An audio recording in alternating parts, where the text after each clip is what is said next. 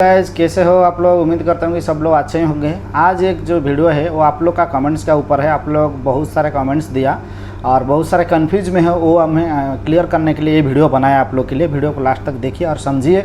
जो वीडियो को कंप्लीट देखता है उसको कुछ ना कुछ फ़ायदा होता है, कुछ ना कुछ जानकारी होता है। जो स्किप करके देखता है या नहीं देखता है, थोड़ा सा देख के काट देता है, तो उसको इसके बारे में जानकारी नहीं होता है। तो हज़ार यूट्यूब से वो वीडियो सर्च करता है, देखता है, लेकिन उसको समझ नहीं आता है 100% कि यहाँ होता है क्या है, यहाँ जब आदमी कैसे करता है। जो भी टॉपिक में मैं वीडियो बनाता हूँ उसके ऊपर उसको पूरा जानकारी नहीं होता है। तो आज जो टॉपिक है आप लोग का कि हम लोग ITI कर रहा है या डिप्लोमा कर रहा है, ITI वाला UAE में फोरमैन सुपरवाइज़र बन सकता है या नहीं, सही है। तो इसका ऊपर मैं बोल रहूँगा कि बन सकता है। क्यों, लेकिन कब बन सकता है उसका ऊपर मैं आपको डिटेल में बताता हूँ, सुनिए। इसका ऊपर भी ऑलरेडी मैं वीडियो बना चुका हूँ कि एक UAE में एक फोरमैन और सुपरवाइज़र बनने के लिए क्या टैलेंट चाहिए। पहले आप लोग देख लीजिए कि जो फोरमैन है और सुपरवाइज़र है उसमें कोई ज़्यादा डिफरेंट नहीं है। कोई कंपनी में फोरमैन जो है लेबर कैटेगरी में रहता है, कोई कंपनी में जो स्टैंडर्ड कंपनी है, बड़ा कंपनी है, उसमें क्या होता है कि foreman supervisor same staff category में आ जाता है, सेम काम होता है। सिर्फ सुपरवाइज़र को थोड़ा ज़्यादा सिस्टम में काम करना पड़ता है, बाकी जो फोरमैन करता है वो सब उसको करना पड़ता है, सही है। तो मतलब फोरमैन और सुपरवाइज़र उसमें ज़्यादा कुछ डिफरेंट नहीं है। जो आदमी फोरमैन बन सकता है वो आदमी सुपरवाइज़र बन सकता है, लेकिन सुपरवाइज़र के लिए उसको सिर्फ थोड़ा सिस्टम में काम करना मालूम होना चाहिए। जैसे MS वर्ड हो गया, एक्सेल हो गया, डाटा एंट्री हो गया, जो भी थोड़ा ऑटो कार्ड हो गया, इसका ऊपर थोड़ा नॉलेज होना चाहिए। बाकी नहीं तो वो फोरमैन का सेम काम उसको करना पड़ेगा प्रोजेक्ट के अंदर। फोरमैन को क्या काम करना पड़ता है, देखिए। फोरमैन को पहले तो यही आप लोग सबको मालूम है, सुपरवाइज़र हो या फोरमैन हो, उसको आदमी लेके प्रोजेक्ट में काम करना है। वो फैसिलिटी मैनेजमेंट है तो फैसिलिटी मैनेजमेंट का जो काम प्रोग्राम है, जो सिस्टम है, उसको फॉलो करना है। जो कंस्ट्रक्शन है तो कंस्ट्रक्शन का जो काम है, जो प्रोग्राम है, जो प्लानिंग है, उसको फॉलो करना है। काम यही है, सही है। आदमी उसको 20 से 40 आदमी मिलेगा। कभी कभी ज़्यादा मैन पावर है तो फिर उसको और भी आदमी 10-5 आदमी मिल सकता है, लेकिन एक फोरमैन का कैपेसिटी जो होता है वो 20 आदमी। कभी भी आपको इंटरव्यू में पूछा जाएगा एक फोरमैन कितना आदमी हैंडल कर सकते हैं, तो आप उसमें 20 आदमी ही बोलने का। आप सोचेगा कि मैं ज़्यादा आदमी बोलेगा, वो मुझे इंप्रेस होकर सोचेगा इतना आदमी को हैंडल कर सकता है बोल के वो आपको लेगा, वो गलत है। कैपेसिटी एक होता है और आपका टैलेंट अलग होता है, सही है। जो कैपेसिटी है हर फोरमैन का, जो कैपेसिटी लिमिट कैपेसिटी है वो 20 आदमी को हैंडल करने का, 20 आदमी को काम कराने का। उसका बाद और 10-15 आदमी भी हैंडल कर सकता है, वो प्रॉब्लम नहीं है, लेकिन 20 आदमी जो है वो एक लिमिट है, वो एक स्टैंडर्ड है, सही है। उसका बाद में आदमी और वो आप बोल सकता है ठीक है मैं 20 आदमी हैंडल कर सकता है, लेकिन मेरे को और भी आदमी दिएगा, उसको भी मैं संभाल सकता हूँ। उसके लिए मेरे को एक टीम लीडर जो चार्जेंट बोलता है, वो टीम लीडर चार्जेंट 1-2 चार्जेंट मुझे देना पड़ेगा, जिस वजह से मैं 40 आदमी 50 आदमी को भी हैंडल कर सकता है। ये बोलेगा तो आपका अच्छा रहेगा, सही है। तो देखिए फोरमैन को यही काम करना पड़ेगा। प्रोजेक्ट के अंदर जो आदमी है उसमें टेक्नीशियन और हेल्पर सबको फिल्टर करके टीम बनाएगा। हर एक टीम में 2 आदमी रहेगा। कभी ज़्यादा काम है तो 3-4 आदमी जा सकते हैं, लेकिन हर एक आदमी में एक टेक्नीशियन, एक हेल्पर रहेगा, या एक टेक्नीशियन, एक असिस्टेंट रहेगा। तो उसमें वो सबको प्लानिंग करके काम और सेफ्टी और जो भी उसका मटेरियल है सब अरेंज करके उसको देना पड़ेगा।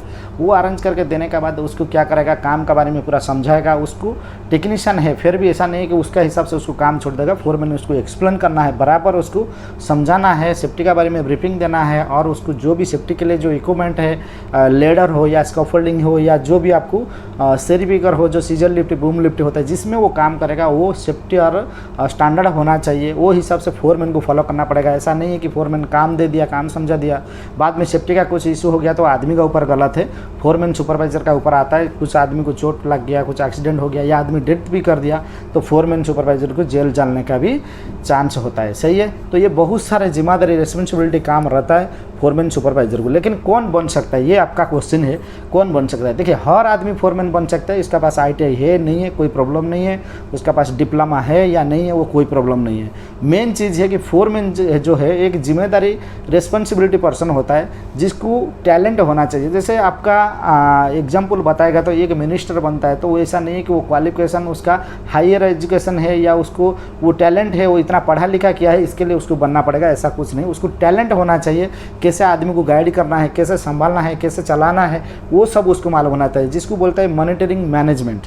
तो मैनेजमेंट और मॉनिटरिंग बराबर जो आदमी कर सकता है और उसके ऊपर से काम मालूम है तो वो आदमी फोरमैन बन सकता है। जैसे आप ITI किया है, ठीक है, आपका एक साइड से भी आपका जो स्किल सर्टिफिकेट है वो होना चाहिए, कोर्स होना चाहिए। आपको डिप्लोमा या ITI है या BTech है तो बढ़िया है, लेकिन नहीं है भी, आप 10 साल से अपना मुल्क में काम कर रहा है, 5 साल से आप काम कर रहा है, आपको काम का ऊपर पूरा समझ आ गया, आप उधर टीम लीडर या फोरमैन में काम कर चुका है ऑलरेडी, आपको आदमी को मालूम है हैंडल करने का, काम करने का, जो भी टेकअप लेने का है, फोरमैन का काम सब कुछ मालूम है, तो फिर इधर आपको भी फोरमैन का जॉब मिल जाएगा। आप फ्रेशर है फिर भी मिल जाएगा। क्यों? आपको इंटरव्यू में आदमी को टैलेंट चेक करता है, आदमी का टैलेंट क्या है। ऐसा नहीं है कि आदमी 10 साल UAE में काम कर लिया उसके बाद उसको फोरमैन के लिए वो चाहेगा तो फोरमैन वो बन सकता है, ऐसा कभी नहीं है। फोरमैन के लिए एक लाइक होना चाहिए, एक स्टैंडर्ड होना चाहिए, वो उसी का काबिलियत है तो फिर उसको फोरमैन के लिए कोई भी आदमी अपना कंपनी में लेगा, सही है। तो ITI वाला भी बन सकता है, लेकिन मेरा ये सजेशन रहेगा जो ITI टेक्निकल के ऊपर जो कोर्स कर रहा है, ITI डिप्लोमा और BTech, वो आदमी फोरमैन, देखिए फोरमैन कहाँ जॉब होता है, फोरमैन को जॉब होता है कंस्ट्रक्शन प्रोजेक्ट में, कंस्ट्रक्शन कंपनी में, फैसिलिटी मैनेजमेंट कंपनी में टीम लीडर, उसके बाद डायरेक्ट सुपरवाइजर, इंजीनियर, मैनेजर हो जाता है। फोरमैन उधर नहीं होता है ज़्यादा तरफ से, सही है। तो फैसिलिटी मैनेजमेंट कंपनी में आपको फोरमैन के लिए जाने का ज़रूरत नहीं है। आप अपना मुल्क से फ्रेशर आदमी है, आप अपना मुल्क से आ रहा है तो आप एक टेक्नीशियन का थ्रू आ जाइए। पहले आपको कोई भी कंपनी फैसिलिटी मैनेजमेंट का जो कंपनी होता है ना, वो आपको सुपरवाइजर में नहीं लेगा जो ITI किया है। जो BTech किया है, जो डिप्लोमा किया है, उसका ऊपर थोड़ा अलग है। वो खाली उतना भी नहीं है, वो डिप्लोमा BTech करने के बाद 5 साल अपना मुल्क में भी अच्छा काम करके, अच्छा उसका हर आदमी को मालूम है उसका कैपेसिटी क्या है, उसका टैलेंट क्या है, वो हिसाब से उसको ट्राई करना चाहिए जॉब। उसको मालूम पड़ रहा है कि मेरे को इतना नॉलेज नहीं है तो वो टेक्नीशियन में ट्राई करे, वो भले उसका पास डिप्लोमा हो, ITI हो, कुछ भी हो, वो टेक्नीशियन में ट्राई करे। कि गल्फ का काम अलग होता है, गल्फ का एक्सपीरियंस अलग होता है। कोई भी कंपनी आपको इंटरव्यू करता है तो किसके लिए वो पूछता है, एक ही चीज़ जो हमेशा पूछता है, गल्फ एक्सपीरियंस है तो हम इंटरव्यू करेंगे या हमारा कंपनी में लेंगे, किसके लिए पूछता है। देखिए गल्फ एक्सपीरियंस में जो काम इधर आदमी करता है इलेक्ट्रिकल का, वो भी अपना मुल्क में भी करता है। थोड़ा बहुत चेंजिंग है तो ऐसा नहीं है कि उसको जो कंपनी में नहीं लेगा, लेकिन फिर भी क्यों नहीं लेता है। ये गल्फ एक्सपीरियंस का मतलब नहीं है कि सिर्फ आपको काम का ऊपर नॉलेज हो। गल्फ एक्सपीरियंस का नॉलेज ये है कि आपको यहाँ का बारे में हर चीज़ मालूम होना चाहिए। यहाँ कैसे रहना है, खाना है, ड्यूटी करना है, व्यवहार करना है, बातचीत करना है, सेफ्टी फॉलो करना है, रूल्स रेगुलेशन फॉलो करना है, काम भी करना है और काम भी कराना है। ये सब बहुत कुछ जो है वो आपको मालूम होना चाहिए, सही है। ये आपको मालूम नहीं है, इसके लिए वो लोग थोड़ा लेने के लिए थोड़ा लेट करता है कि मना कर देता है कि नहीं गल्फ एक्सपीरियंस नहीं है तो हम नहीं लेंगे, सही है। तो ऐसा नहीं है कि फोरमैन के लिए हमको इधर आने का बाद काम करके सीखने का बाद हमको मिलेगा, ऐसा बात नहीं है। अपना मुल्क में भी आप पूरा सुपरवाइजिंग किधर कर रहा है, सुपरवाइजर का काम कर रहा है, तो यहाँ आएगा तो आपको भी फोरमैन में कंपनी ले लेगा। लेकिन वो टैलेंट होना चाहिए जो गल्फ में आदमी लोग काम करता है, वो टैलेंट उन लोग के पास है, सही है।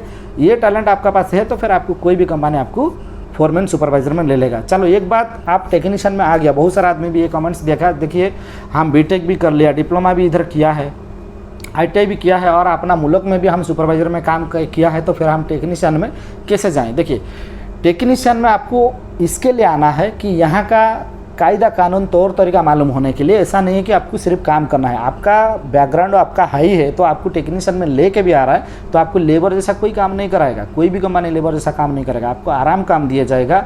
आपको टीम आप भले आप टेक्नीशियन ट्रेड पे आए, बेसिक सैलरी पे आए, लेकिन आपको सुपरवाइजर लेवल का काम दिया जाएगा, टीम लीडर का काम दिया जाएगा, सही है।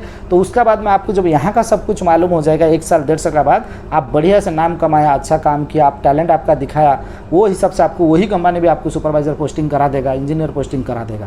नहीं तो आप 2 साल करने के बाद आपका जब कॉन्ट्रैक्ट खलास हो जाता है, आप दूसरा कंपनी ट्राई करने का टाइम आप सुपरवाइजर में ट्राई कर सकता है, इंजीनियर में ट्राई कर सकते हैं, आपको मिल जाएगा। आप ऐसे सोच के बैठेगा कि हम इधर ऑलरेडी कोर्स भी कर चुका है और सुपरवाइजर में भी काम कर लिया है, फिर हम जाके उधर कैसे लेबर कैटेगरी में हम काम करेंगे, टेक्नीशियन में काम करेंगे, तो आप ऐसे ही बैठा रहेगा।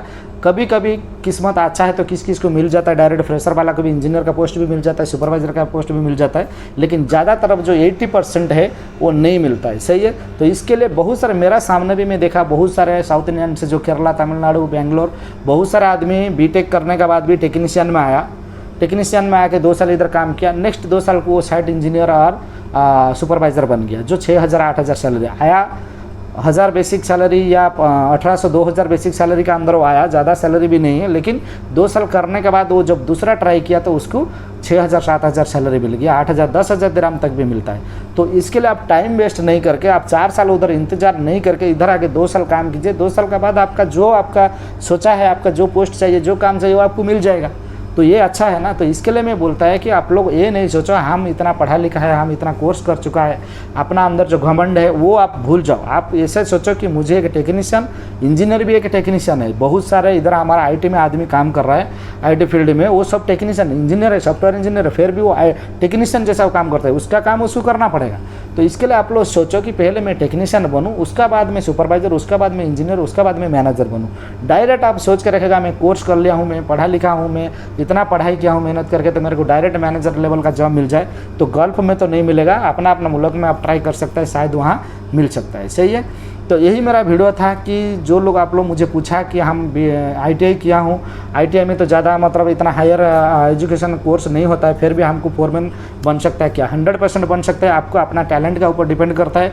आपको काम का साथ साथ में मॉनिटरिंग मैनेजमेंट करना मालूम है तो आपको फोरमैन का जॉब कोई भी कंपनी दिएगा, लेकिन पहली बार आपको नहीं मिलेगा। आप इधर आ जाइए, टेक्नीशियन का थ्रू आ जाइए, फिर देखिए टेक्नीशियन भी आएगा। आप इंडिया में या अपना मुल्क में आप काम कर रहे हैं सुपरवाइज़र का या इंजीनियर का, आपको ज़्यादा से ज़्यादा 30 से 35 हज़ार सैलरी मिलेगा। जो आप लोग फ्रेशर आदमी, पुराना आदमी का बात मैं नहीं बोल रहा हूँ, जो फ्रेशर आदमी है, कोर्स करके जस्ट 2 साल काम किया या 1 साल काम किया उधर, तो उसको कितना सैलरी मिलता होगा? 30,000 40,000 बहुत ज़्यादा से ज़्यादा मिलेगा। लेकिन इधर आप फैसिलिटी मैनेजमेंट कंपनी में आ जाएगा तो 2,000 दिरहम 1,800 दिरहम आपका सैलरी लग जाता है। 3 घंटा डेली 12 घंटा इधर ड्यूटी होता है, तो 3 घंटा आपको ओवर टाइम मिल जाता है। तो यहाँ 50,000 कमाया तो हर महीने आपको यहाँ 50,000 आप कमा सकते हैं। वहाँ से आप सुपरवाइज़र इंजीनियर से ज़्यादा इधर लेबर लोग, टेक्नीशियन लोग सैलरी ज़्यादा कमाता है। तो उसमें क्या प्रॉब्लम? कोई प्रॉब्लम नहीं है। आप लोग आ जाइए, यहाँ काम करिए, सैलरी तो उससे ज़्यादा मिलेगा, और उसके बाद में आपको फिर आपका एक्सपीरियंस हो जाएगा। फिर आपको जो सुपरवाइज़र, मैनेजर या इंजीनियर में काम करना है तो 2 साल बाद फिर स्टार्ट करने का, जिस वजह से आपको उस टाइम आपका सैलरी भी बढ़ जाएगा, पोजीशन भी बढ़ जाएगा, काम भी चेंज हो जाएगा। तो हमको, मेरा बोलने का यही है कि आपको जल्दी अटैक करने के लिए, जल्दी अटेंड लेने के लिए आपको इसी थ्रू आना पड़ेगा। ना हमको ऐसे सोचे बैठेगा कि कभी मैनेजर का इंटरव्यू होगा, वो लेवल का हम उसी टाइम जाएंगे इंटरव्यू देंगे। आप 10 इंटरव्यू देगा, 10 में फेल हो गया, आप काम का ऊपर पास किया, लेकिन आपको दूसरा नॉलेज जो पूछा जाएगा, गल्फ का जो तौर तरीका है, जो काम है UAE का या जो कोई भी कंट्री गल्फ का है, तो वो उसका आपको मालूम नहीं है कि जब इधर आदमी नहीं आता है तो वो बराबर उसका ऊपर बात नहीं कर सकते। जब आप उसका ऊपर किसी क्लाइंट को, किसी इंटरव्यूअर को आप वो सेटिस्फाई नहीं कर पाएगा तो वो आपको कैसे एक्सेप्ट करेगा? वो तो आपको रिजेक्ट करेगा, तो आपको सिलेक्ट करेगा नहीं है। तो उसमें क्या नुकसान होता है कि आप इंटरव्यू दिया 2 महीना बैठ गया, फिर इंटरव्यू दिया 6 महीना बैठ गया, फिर इंटरव्यू दिया 1 साल बैठ गया, उसमें आपका 4-5 साल ऐसे ही बेकार हो जाता है बीटेक करने के बाद, डिप्लोमा करने के बाद, लेकिन आपको 1 रुपया कमाई करने का रास्ता नहीं मिलता है। अपना मुल्क में कहीं भी छोटा मोटा कंपनी में आप जाता है तो बोलते हैं 15,000 सैलरी देंगे, 20,000 सैलरी देंगे, 10,000 सैलरी देंगे, यही बोलता है। सही है ना? तो जो लोग उसको फेस किया वो लोग को मालूम है। तो मेरा हिसाब से जिसका अपना मुल्क में काम करने के लिए इंटरेस्ट नहीं है, सैलरी कम है, जॉब नहीं मिलता है, परमानेंट जॉब नहीं है, तो इसके लिए वो गल्फ़ कंट्री आ जाए। गल्फ़ में अच्छा से आपको बढ़िया सैलरी मिलेगा। जो वहाँ सुपरवाइज़र का सैलरी है अपना मुल्क में, यहाँ टेक्नीशियन भी उससे ज़्यादा कमा रहा है। आप लोग को भरोसा हो या ना हो, मैं बता रहा हूँ, इधर जो मल्टी टेक्नीशियन है फैसिलिटी मैनेजमेंट कंपनी में, या चिलर टेक्नीशियन है, या AC टेक्नीशियन है, या इलेक्ट्रिशियन है, वो लोग को यहाँ का 3,000 से 4,000 दिरहम सैलरी मिलता है, जो 90,000 दिरहम में इंडिया का है। 90,000 दिरहम जो एक चिलर टेक्नीशियन है वो लोग को 4,000 सैलरी मिलता है, 5,000 सैलरी मिलता है। तो आप सोचिए, टेक्नीशियन 90,000 कमा रहा है और उधर सुपरवाइज़र इंजीनियर 30,000 कमा रहा है, तो फिर किसका लॉस है? कौन ज़्यादा कमा रहा है?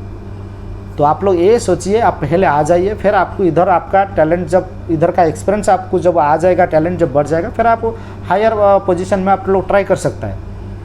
सही है। तो हर आदमी बन सकता है। जिसका पास ITI भी नहीं है, डिप्लोमा नहीं है, वो आदमी अपना मुल्क में 5 साल काम करता है, टेक्नीशियन है, कोई कॉन्ट्रैक्टर का पास, कोई कंपनी में, फिर इधर गल्फ में आके 2-4 साल 5 साल काम जब कर लेता है, उसका एक्सपीरियंस बढ़ जाता है, उसका टैलेंट बढ़ जाता है, वो आदमी को संभालना, टीम लीडर जैसा काम किया, उसके बाद में फोरमैन काम किया, फिर फोरमैन जब काम करने के बाद उसको सब कुछ समझ आ गया तो फोरमैन में दूसरा कंपनी में ट्राई किया, वो कंपनी उसको प्रमोशन नहीं कर रहा है तो दूसरा कंपनी में ट्राई किया, दूसरा कंपनी उसको फोरमैन बना दिया, सुपरवाइजर बना दिया।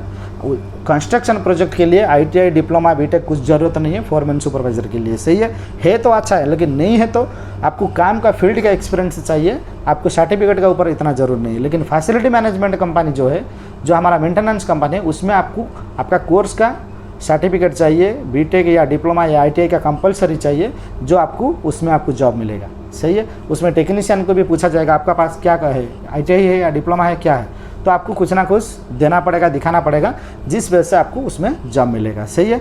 तो यही था छोटा सा वीडियो में आप लोग को मैं बताने का मेन मकसद यही है कि हर आदमी फोरमैन बन सकता है, हर आदमी सुपरवाइजर बन सकता है, उसका पास सर्टिफिकेट हो या ना हो, या किया है तो ITI ठीक है, नहीं किया है भी कोई प्रॉब्लम नहीं है। मेन होता है अपना टैलेंट, आपका अपना जो एक्सपीरियंस है, जो फिजिकली आप क्या मैनेज कर सकते हैं, क्या हैंडल कर सकते हैं, आपको कितना समझ आया काम का ऊपर, वो इम्पोर्टेंट होता है। तो हर आदमी बन सकता है। सही है।